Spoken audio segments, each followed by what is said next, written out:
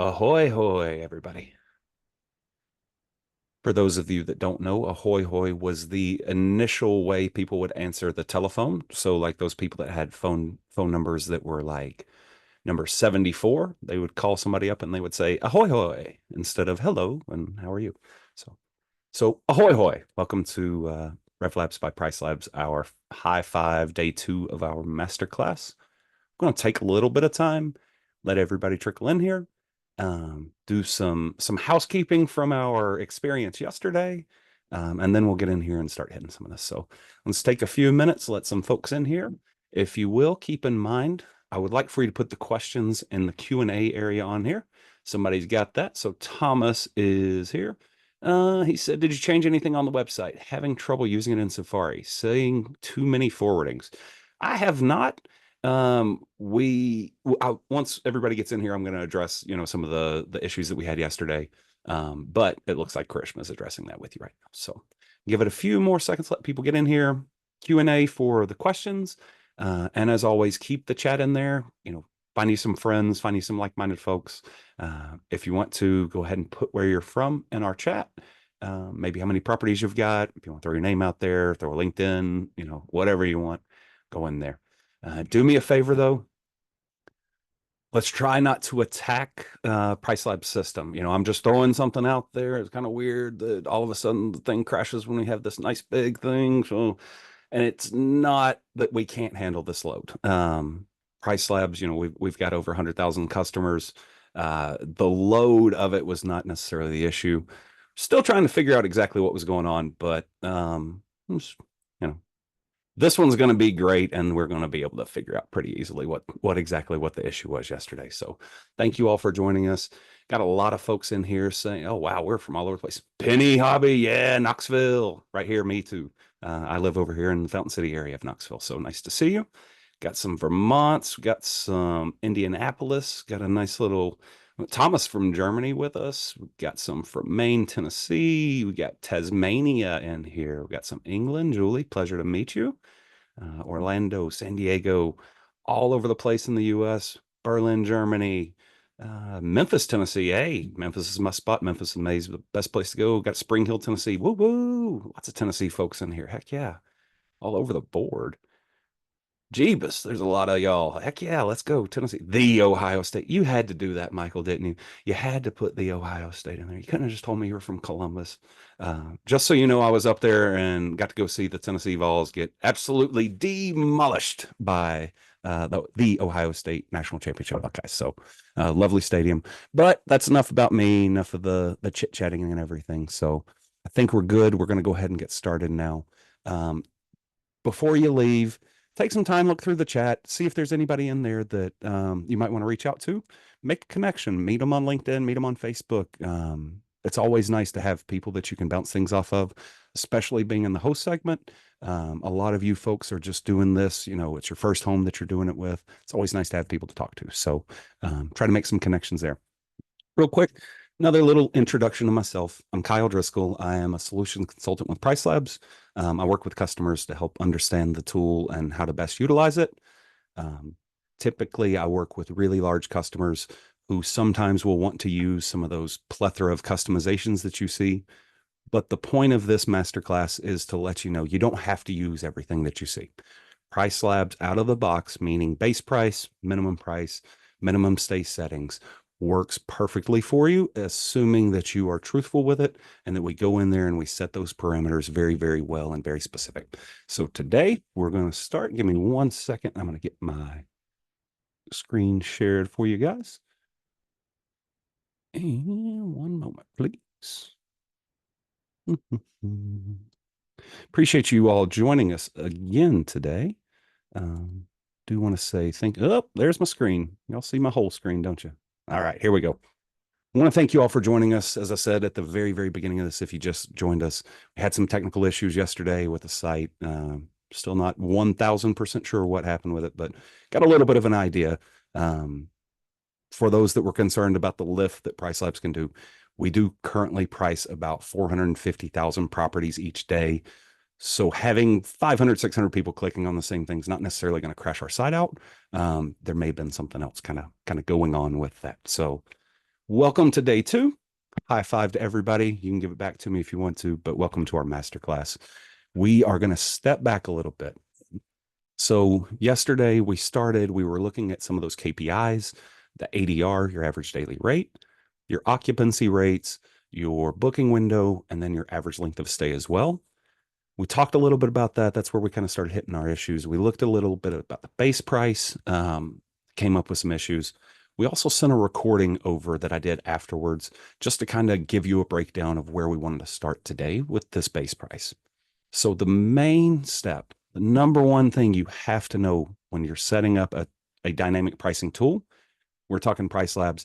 It doesn't matter which one you use, though. You got to make sure that that very first input is absolutely as correct as possible. Now, when I say that, I want you to think about your property honestly.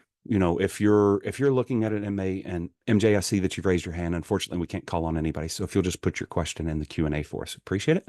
Um, so that, I kind of lost my train of thought there for a split second. Base price is always going to be the most important. We want you to be truthful and honest about your property. You know, if you've got a nice property that's an apartment and there's 3,000 other apartments in this city, keep in mind you're probably going to be more towards that economical or at least mid-level type of a property. When we talk luxury, when we look at this base price or the higher end, that's going to be like a really, really, really small segment of the Airbnb population, so to speak. So with that said, step one is going to be setting this base price. Single most important, this is how you truly optimize your pricing. So some tips to remember before we get into the tool and actually look at this base price help tool. Number one, don't overthink it. Be honest with yourself. We don't want to sit here and be like, okay, well, my property has a hot tub and my property is pet friendly and I have 1,400 square feet and I have I have three bathrooms, but my neighbor that's pet friendly has a pool is 1,400 square feet. They've only got two bathrooms. So now my property, because I have bathrooms, is worth X more. You don't want to think about it that way. And the reason I'm saying that is because you can really set yourself up for failure. You don't want to overprice it. You definitely don't want to cut yourself short though. So when we go through this tool, if you have any questions about how I'm clicking or how these can be used, put it in the Q&A and hopefully we'll get to that. So the next thing to remember, after you select a base price, you want to review what your prices look like, okay? You want to see what that 365-day calendar looks like. And where I would say you should really be looking is during your peak season. If you don't know what your peak season is, try to figure it out by looking at those KPIs. Where's your occupancy the highest? Where's ADR the highest? We'll take a look at this and I'll show you how that you can go in there and move it around a little bit. The third tip to remember is always to keep your keep checking your listings performance and adjust your base price periodically. You don't have to go in there and change it, $50 here, $50 here, anything like that. Sometimes it's just a little bit of a move. Every 2 to 3 weeks, though, PriceLabs is going to offer a suggestion for you. That suggestion will be readily visible for you with a big old bright light bulb for you if it's more than 5% up or down. If it's less than 5% up or down, we don't necessarily give you a nudge or a notification. You would need to go into the base price help tool. I'll show you how to do that here shortly. And then the fourth one, if you're not getting any bookings whatsoever, or you're getting too many bookings, hit that base price first. If you're getting too many bookings, I think it goes without saying, probably want to go up on the base price. If you're getting too few, you probably want to go down. We talked about nudges and things like that. You will also get those in other areas of PriceLabs, but let's just focus on the base price right now. So I'm going to switch over to our view, and I am currently looking at my demo account. I mentioned this yesterday. There's not a ton of great information in here. It's a bunch of fake reservations I've put in just so I can show customers on demos. So if you see that I've got some terrible bookings in there for like $20, that's what it is. I don't actually book out poorly like this. So we're going to go with Sally's Field. So this is over here in Knoxville, Tennessee, for all my Tennesseans that are on the show as well, right outside of Fountain City Ballpark. And if you didn't know, you do now know my dog is named Sally, and she's awesome. So that's what we named her for. So you can see here, I've got a wide open calendar. Man, I'm just not getting any bookings on this thing. It's been here. I can see all this cool event stuff. I've got this big Knoxville Symphony. I need to update that. That's actually going to be the University of Tennessee graduation. I just don't have any bookings on this property. I need to do something. So I've got a minimum price in here. I've got a base price. Let's ignore this minimum for now. And let's go in and take this and say, you have a property that's underperforming. Okay. That's going to be the use case for this one. As we go through, I'm not going to do a use case for each one, but I'll try to tell you kind of how I'm applying it each way. So let's look at this now. 248 is based off me having a listing in PriceLabs for a little bit, and it's just not performing very well. So I'm going to hit this help me choose a base price. Let's take a look at what we've got.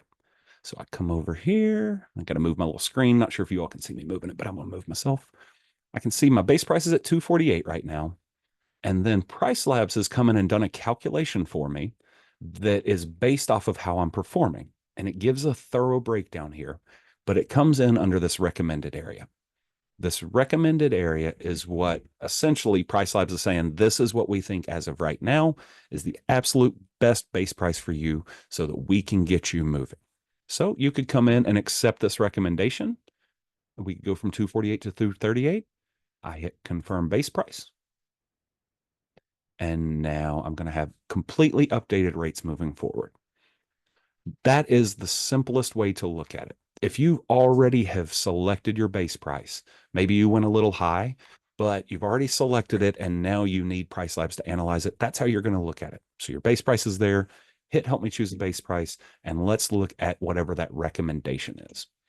So now I'm going to step in here and let's do a hypothetical and pretend this is a brand new listing. You're a first-time user with PriceLabs. You've never come in here and selected a base price. I'm going to hit help me choose a base price. Again, we see the same stuff here, but in this hypothetical of me not having a base price yet, where it says recommended right there, you would have a calculated base price. So if you already have rates in a system somewhere, whether it's a previous revenue management system, directly on Airbnb, directly on Vrbo, you will have something in here that is a calculation for you to start off with. So if you feel good about the rates that you've got, PriceLabs will come in and say, hey, we're seeing that your rate calculation plus occupancy is 230. Here's what it is. You can select it there. Now, let's say you don't like your rates, you don't have rates, something like that, and you want to come in and start very, very fresh. Market-based is the way to go. Before I hop in here, we're going to set this up so that it is in its initial state, which your initial state that you'll see will be market-based is selected. Mid-scale is the property category here. And then you have whatever bedroom selection around it. So all three of those are going to be selected. You can see this is a 4-bedroom property, but I do have 3 bedrooms to look at because we don't have a ton of 4 bedrooms. Also pulling some 5 bedrooms in there. So all of this works together. So I've got these 3 click here. I have this property category, and then I have this map as well. So let's hop in here and dive a little bit further. So this box indicates where my property is at. I don't want to have downtown Knoxville information in here. It doesn't help me out because downtown Knoxville is going to have smaller properties. It's going to be condos. Just don't really want to include it in there. So I can come over here, hit my lasso tool. And what I'm going to do is I'm going to come right over here and I'm going to say, I want those included in it. So now we've selected it. I'm going to hit save area and let's watch what happens to your market based as well as what happens to these listing numbers down here. Hit save area. So now we went from a $185 market base price to a $150 market base price being in the mid-scale area. I feel this is really nice because I know that I want to be priced more like the Halls Crossroads area as compared to downtown Knoxville. If you don't know that you want to do that, you don't have to mess with the map though. So I can just hit clear area again.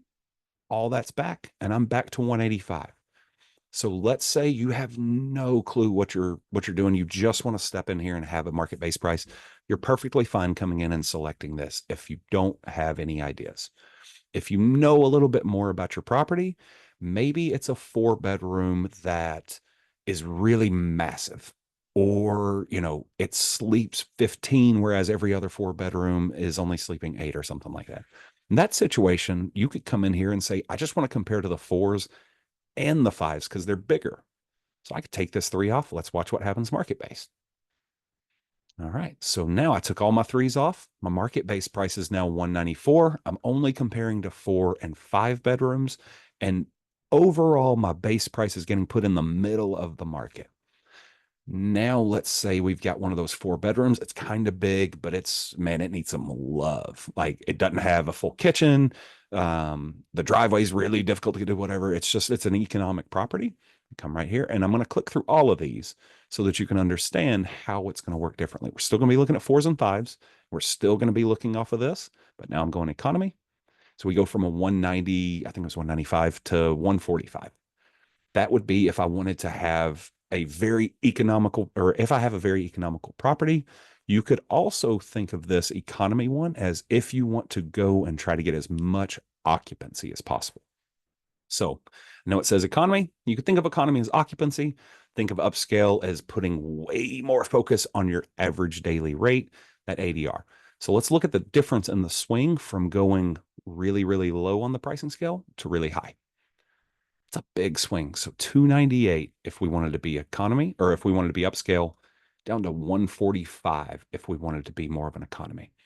So let's take a look at economy. We're going to select this one and say 145 is where I want to be for my base price. And I am taking a long time on this one. So we're going to go through this pretty quickly. So now I've got my 145. My peak season, I'm going to come over here and let's say let's look at July. July's got some pretty good weekends. Let's go see about football season though, because this is technically Knoxville. It's going to be, UT football related. Yep. Got some good numbers over here for those.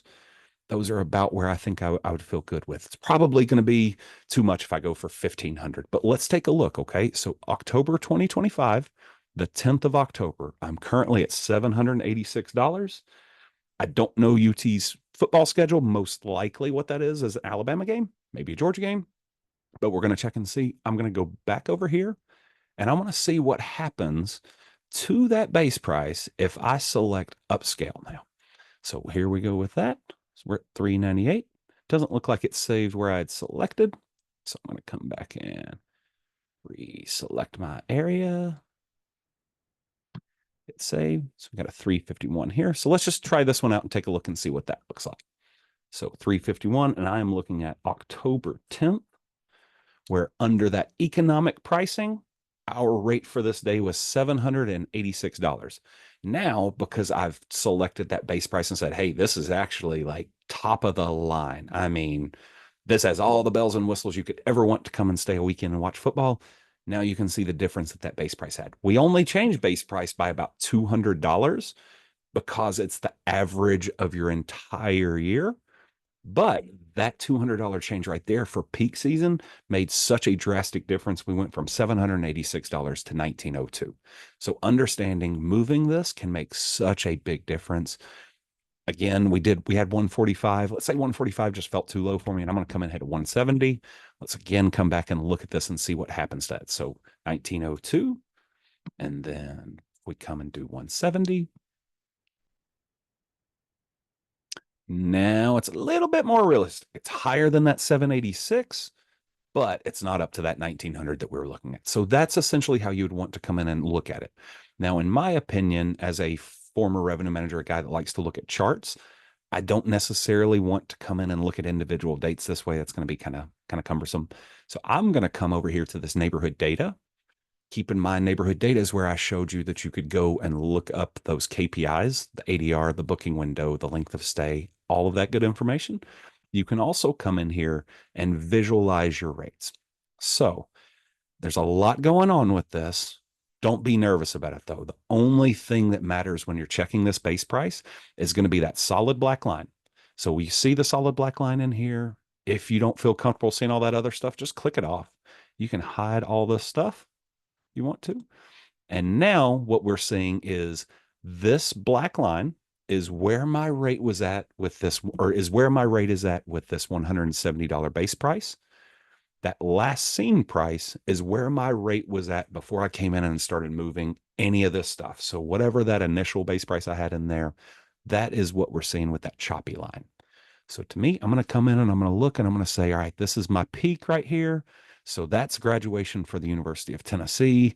$900 that's going to be too high, but I feel good about that 651. I like this base price. Boom, let's go with it. Hit save and refresh. Be good to go with that. So with that, that is a nice broad overview of using that base price and how you would want to check it. Throw some questions in there if you have any extras, and then I can try to hit a little bit more in depth. Keep in mind, we're not going to answer any questions that are specific to your account. If you already put something in there, I will try to go in there and, figure it out and take your account information out of there. But let's go ahead and move on slightly. All right. So step number 2 in making sure that you are really, really using PriceLabs to the best of abilities is going to be setting your minimum price. Minimum price we talked about a little bit yesterday. That is going to be, up to you how you come up with it. If you have a firm minimum price, like, hey, I don't want to book this for less than $100, that's perfectly fine if that's how you calculate it. If you want to really in-depth calculate a minimum price, I would say look at a cost analysis, know exactly what it is that you have invested in each day. So meaning, what's it going to cost to get a cleaner out there? What's going to cost to get new toilet paper? What's it going to cost if, a cigarette burn happens, any of that kind of stuff. And then adding a certain percentage on top of it that you feel comfortable with to make profit. Robert, I do see that you've raised your hand. Thank you very much. If you don't mind, just throw something in the Q&A for us. I can't call on anybody, unfortunately, with the way this is set up. So some tips to remember about your minimum prices. Kind of already mentioned this a little bit, but again, don't overthink it. Don't sit there and try to nickel and dime it. There's not that big of a difference between $94 and $92, so to speak. So just be honest with yourself. If you are very, very restrictive, if you say, hey, my minimum price is $300 and it's the low season for you, maybe it's a mud season if you're in ski season, or it's snowbird season, that $300 might not be achievable. Keep that in mind. You don't want to overprice it. Having your minimum too low is not necessarily a bad thing. Just make sure that you're protecting your asset. It's your property, or it's somebody's property that has entrusted you with it. So make sure you're protecting it, but don't be too restrictive with it. If it's too high or too low, it's very similar to the base price. You will get recommendations and nudges if it is suggested to go more or less, or I'm sorry, more than 5% up or down. So very same way, you will see those little light bulbs that pop in, and it's like, hey, you're in low season, your minimum price is $99. We think if you would get down to $90 that you would really be able to maximize this. You will get that assistance as well. And then if your listing is not getting any bookings, kind of the same thing. You should always adjust your base price. And wait, we went backwards, didn't we? Oh, sorry. Yeah, I was just sitting there talking. I was kind of making that up as we went. Sorry for going backwards. Let's go forward now. So what does minimum price mean? It is your minimum rate. It's the lowest price that you're going to set for your listing. Ideally, this is the lowest that you're comfortable with, kind of what we talked about. A general rule of thumb in PriceLabs will work the best if you give us a minimum price that's around 30% lower than your base price. Obviously, there's going to be times where you're like, hey, 30%'s too low for me. But the more that you can give us to kind of work with in there, the better it's going to be for you. You always want to consider your slow seasons and set this rate with your slow season in mind. Let's say you're in a ski market, it's mud season, and you'll take $85 for it there, but you'll take $300 as your minimum during ski season. You don't want to put $300 as your minimum and then deviate off of that. We want to put $85 as your minimum. And then we'll talk about it on either tomorrow or Thursday. We can talk about that custom seasonal profile. You could then go in and say, okay, but I want my minimum to be something else during my peak season. And then just follow along with the recommendations that we have for you as well. It's not on here, but like I was saying about the nudges and all that, you will get a nudge for your minimum price. If PriceLabs is saying that it may be hindering you, we'll give it to you as a suggestion. When I say that these are suggestions, though, keep in mind that you are never going to have PriceLabs pull a lever for you that you are not necessarily allowing. You have full control if you want it, but we're not going to go in there and be like, oh, this person said $300, market saying 200, let's go update it for them. You would need to do that. We'll just give you that suggestion for it. So when we look at our minimum price, this one doesn't take long to kind of implement, but a way that you could do this. So you've got 78 in here is what I've got. I told you could do a cost analysis. You could look at everything that goes into your individual nights and do it that way. a way that you could utilize PriceLabs as well. So let's take this off and let's pretend like we just went through and did our base price. I'm gonna hit save and refresh. And then I'm going to go over to my calendar. Good news about the location I'm looking at right now. Knoxville is low, we're in our low season. So I can come over here and go to January and I can see what PriceLabs is suggesting for me. I don't know why this is wasn't up on me. There we go. I could see what PriceLabs is suggesting as that price for me, and potentially that could help guide me. So when I'm looking at this, I've set my base price at 170. I don't have a minimum in there right now. And I can see for a same day booking today, PriceLabs is trying to get me $83. They're trying to get me $86 tomorrow. This can help guide you in understanding, like if you don't want to do any of the research or whatever, come in, select a good base price with good rates during your peak season, then you can come in and utilize this to kind of figure out a minimum price as well. So I could look at that and say, if I get my property booked at $83, it's a 4 bedroom. I don't really want to do that. I'm good with this 134 though. Like if I could get 134, I'm pretty excited. So maybe come in and do it that way. Say 134. Oops, hit a little bit too many. Or split the difference, 134 to 91. All right, let's go with a 115. We could do it that way. And then once you hit your minimum price, we're going to look at all these that are less than 115 and see how that interacts. Probably have some in February.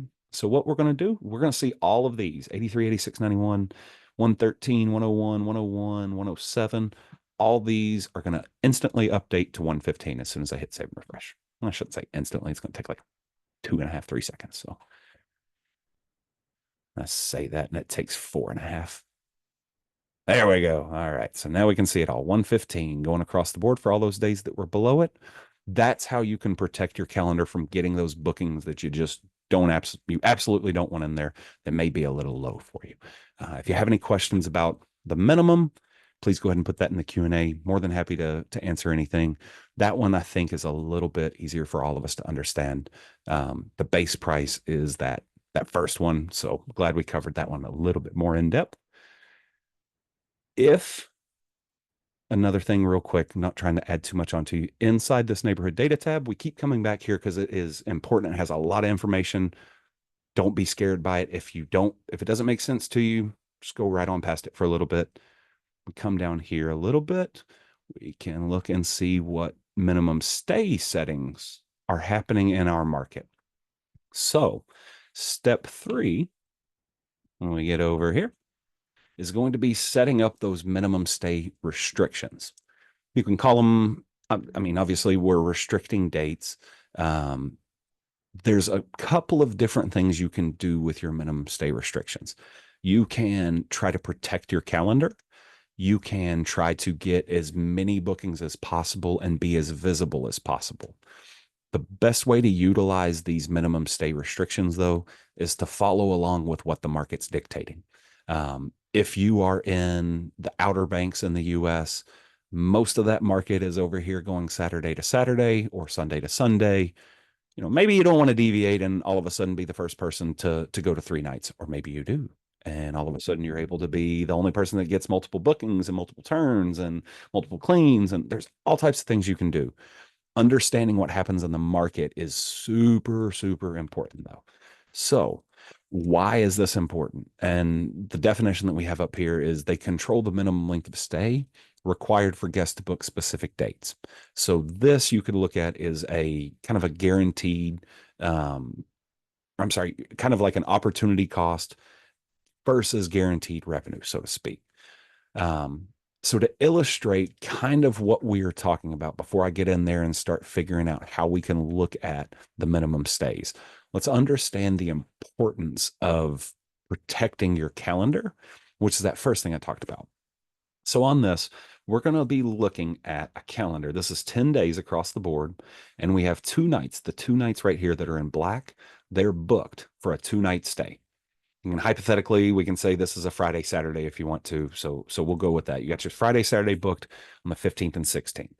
Now, let's say you are setting up you have a 4-night minimum length of stay.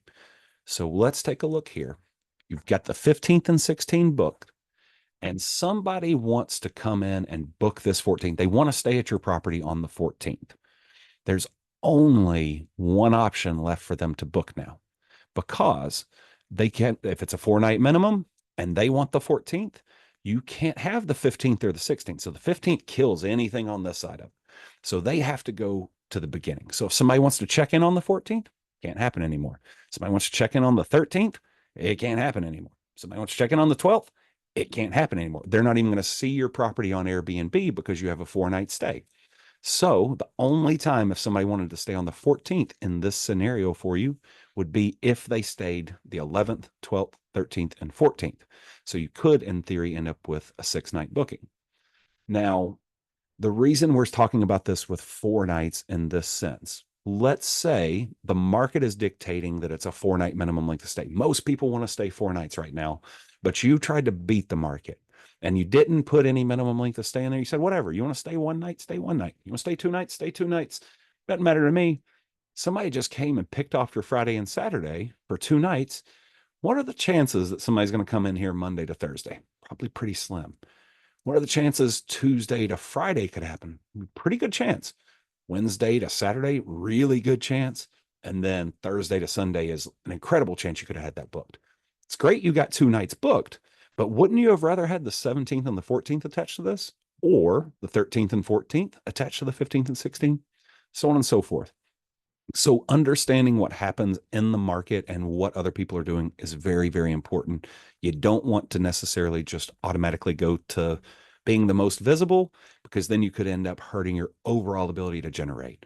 One thing that PriceLabs does a really good job of within our algorithm, outside of those minimum stay settings, we value your days properly. So a Monday like this, in this scenario, the 11th would be really, really low on the rate scale. The 15th and 16th would be high. So hopefully, even if you only had 2 nights, you're getting the value that you'd want. But if people in the market are solely looking for a 4-night stay, you could potentially set yourself up for failure this way. So this is kind of what we talked about with that. And now let's go take a look at minimum stay settings. So again, neighborhood data is where you're going to find lots of good information. We're going to come to neighborhood data and go to your listing, and let's scroll all the way to the bottom. So past the competitor calendar, you can see we've got tons of competitor information. Not going to cover this at all in our masterclass, but that is a great area to play in. You can come right here and you can see your minimum stay settings. If you want to, you can see show reason, but this is going to show what we have going on currently right now. And then what we can do here, so we can see right now I'm running a 1 night up until I get to March, and then I'm only running a 2 night through here. So if somebody wants to come and book 2 nights during peak football season, they can with me right now. Maybe I need to see if that's what the market's doing. So let me come over here, and I'm going to go to applied customizations, and I'm going to hit edit. And what we've got here, we've got currently applied, we've got stay restrictions right here. So I'm going to hit stay restrictions. That's going to pull up what we see. So we've got minimum stay settings here. You can see I've created a profile that kind of tells it what I want it to do. I'm not going to worry too much about that right now. You have this very helpful tool right here. Help me choose minimum stays. It says beta. I'm not sure why it still says beta. We've had this for about a year now, so it should be good. But you can come in here and say, all right, I want to go after short terms. I want to go after long terms. Let's see what it suggests for us for short terms. So for this property, PriceLabs is suggesting as a default, 2 nights should be my minimum. And then it's suggesting, hey, if you get bookings and you have a booking on the other side, you need to be able to fill that gap in automatically with your minimum length of stay.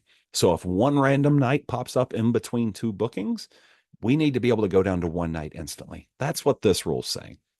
And then you can see from the last minute pricing that we are going down to 1 night if it's within 6 days.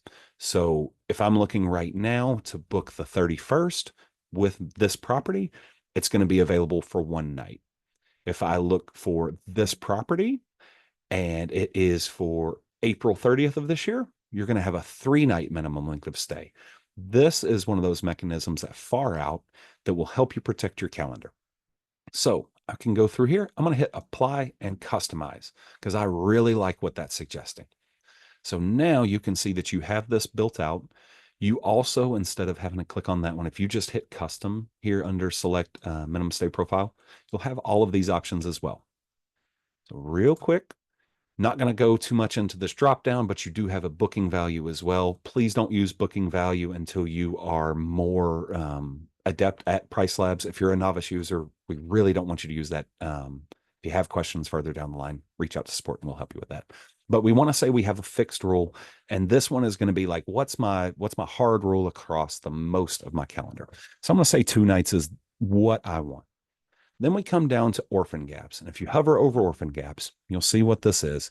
This will override your other minimum stay settings when there's a gap on your calendar to ensure that all available nights are bookable. So this means you have a booking here, and then you have a booking here. There's a gap in here. We're going to make that minimum length of stay drop to what it needs to. So what I can do right here, that is a rule where it says length of gap. You've got other ones if you want to be more specific. I like to say leave it on length of gap because what we're telling it now is if the gap is between 1 day or 2 days, just go to whatever that gap is. If it's 1 day, go to 1 day. If it's 2 days, go to 2 days. You don't have to touch this apply only within. This helps you layer these if you want to. Again, that's going to be for somebody that is more advanced with PriceLabs. If you're currently in this masterclass, don't worry about the 0 to 999. Just leave it there. That means it's going to do this rule for you in perpetuity, essentially.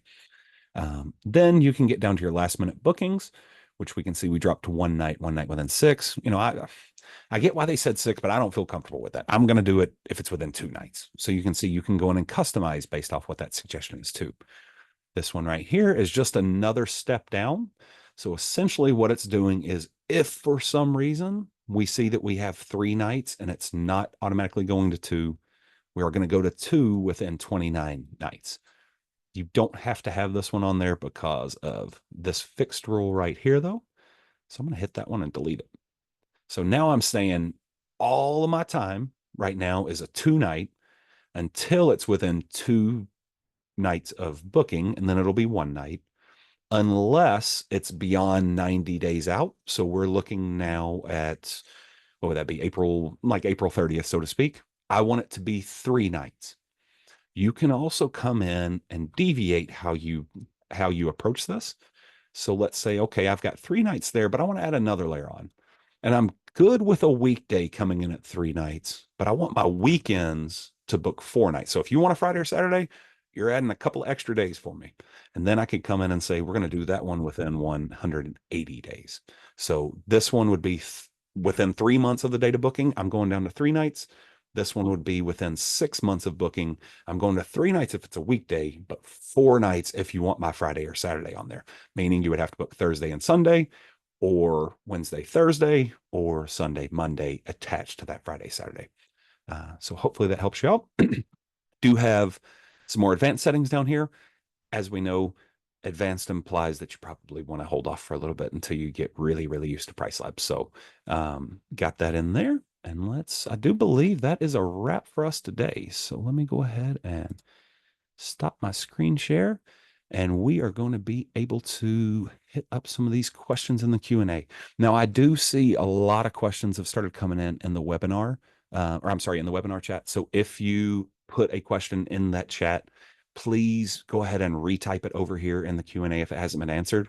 The reason for that is this Q&A is really easy for us to extract, and then our team can go in and respond to you after the fact, because we're going to end up running out of time eventually. We want to be able to hit everybody's question, so please make sure you put it in the Q&A if you haven't yet. But with that, let's take a second to start here. Philip asks, does the base price tool take split and host fees into consideration? It does not. I don't know if it, I don't know exactly if that's something that with our base price tool would ever be taken into account. Definitely mention this to my team and see if I can get a more clear answer with that. If you do want to see the split and the host fee information, again, you can go into your listing at that neighborhood data tab, and underneath your market KPIs, you're going to have a comp set area. You could go in and select the properties that are closest to you or the people you feel really are your comps. And all of that split host fee information would be right there for you. So when you go to that comp, it's all there. It's just not a part of that base price help tool part of it. So All right. Dustin says, I've set my minimum base and max prices. After some days without bookings, PriceLabs doesn't lower the price near the minimum. It shows that the demand on my property and others in the neighborhood is good, but as I already said, no bookings and no lowering of prices. Can you tell me what might be the problem or why it does that? Is it because I'm already cheaper than the rest of the area? This is it's going to be a nuanced question without me being able to see the data and everything behind it. Reading that, the first thing that kind of comes to mind with me is that you haven't quite hit that booking window yet. So let's say, and again, this is total conjecture because I don't know exactly what you've got going on, but let's say your booking window is 15 days out. And you're starting to get a little bit concerned about the pricing further out than that. We aren't necessarily trying to get you too low too early. We want to be able to maximize where we can. But there's always a chance too that, that base price might need to be adjusted a little bit more, even if you don't have a suggestion in there. And if you really still aren't seeing any pickup from that, I would check your presentation and the distribution as well. Unfortunately, pricing is just a small piece of revenue management now. And I shouldn't say unfortunately. It's nice that you have all these little levers that you can pull. But the algorithms on OTAs, like Airbnb's algorithm, is super, super important. You want to have a certain amount of pictures. You want to have certain picture quality. Learned from one of my vendor buddies that the more blue you have in photos, the better it is for their algorithm. The more natural light you have, the better it is for the algorithm. There's a whole bunch of stuff that goes in there. If you're still not getting any pickup and you bring that base price down, not trying to pawn it off and say, hey, PriceLabs is doing everything right. Just as a former revenue manager, I would say check and make sure that everything else is good too, and then come back and hit us up. And if there's anything else, you can hop on a call with one of us and we'll try to figure it out and see if there's some type of lever that you can get pulled. All right. Jackie says, would PriceLabs recommend higher base prices at times, for example, if there is a high occupancy rate? Yes, Jackie, that is something that we would do. It's not going to be 100% all the time that just because occupancy's peaked up that you would have a base price suggestion. It's going to be based off of a couple of different factors. A good example would be, let's say you're in a snowbird season and you get a 30-day booking. That 30-day booking at a really low rate wouldn't necessarily trigger us to say, hey, let's increase base price. Now, if you got a bunch of 2-night bookings and it was during peak season and all that, you would 100% see a big increase.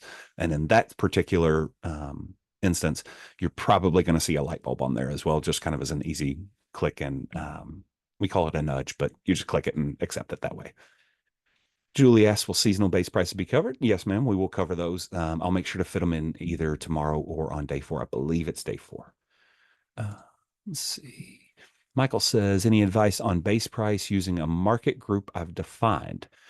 That one's going to be a little bit trickier. But what you can do when you're looking in your neighborhood data, so if you've already set that comp set up, you can go in there and look at the average of it that way if you wanted to. That would be the best suggestion there. Who knows? Make sure you take our test here on day 4. Maybe you went out and get that account review. That's what we hope for you. Everybody here, we obviously want. Who put a 4? Come on, I'm more helpful than a 4. Whoever put the 4? Come on, guys, y'all. Come on now. I'm more helpful than a 4, I think. But anyways, let's take a look over here. Tony, I have an arbitrage property with a 1-year lease. How do I block the calendar so that no one leases beyond my lease expiration? Tony, unfortunately, that's not something that PriceLabs does. We won't block a calendar for you. You would want to go in there and block your calendar on either your property management system if you have one, or you would want to do it on that individual OTA. So like go into your Airbnb calendar and just say, hey, don't make this visible for you. That would be the best way to approach that. Let's see what else we got. And then I'll hit a couple more and then we will call it a day, folks. Joan asks, how prices change for midterm rentals? That's a good question. I would say because what we're really focusing on this one is going to be those short-term rentals. The best advice I could give for if you're going after midterm, you definitely want to go with the economy selection in your base price help tool. It's a little bit more nuanced though. So what I would say is you would want to go lower on your base price. And you would also want to make sure that we pull some additional levers that we will not cover in this host masterclass. One of those that I would suggest for you, Karishma, don't kill me for talking about this on this masterclass, but in that example for a midterm rental, I would also want you to turn our demand factor sensitivity to low. That would be something that would be one of those bells and whistles to kind of pull to help you with those midterm rentals so that we don't send rates too high and don't send them too low, so to speak. All right. David asks, is it beneficial to use a tool like AirDNA to help set base prices? I'll be honest with you, David. Coming from revenue management, AirDNA has a lot of good information. I would not utilize it whatsoever inside of pricing tools. I wouldn't use it for really anything outside of just data research. You know, while they have plenty of great data, it doesn't match up to what we're trying to do with our base price. So you could potentially end up skewing it one way or the other. I would say that it's a great and reliable data source for all of that research, estimations, things like that. But I would stick with PriceLabs on trusting that base price side of it. So, folks, thank you all very much. I'm sorry for delaying you all yesterday and for being a little bit wordy on the base price side of it today. Hopefully, we will get to answer all of these questions for you. If I didn't get to you today, we will see you tomorrow. Looking forward to it. It's been a great time with you guys. Thank you all for participating. Whoever gave me a 4, tell me what I can do to get up to a 7, please. But thank you all very much, and we'll see you tomorrow, and good luck. Bye-bye.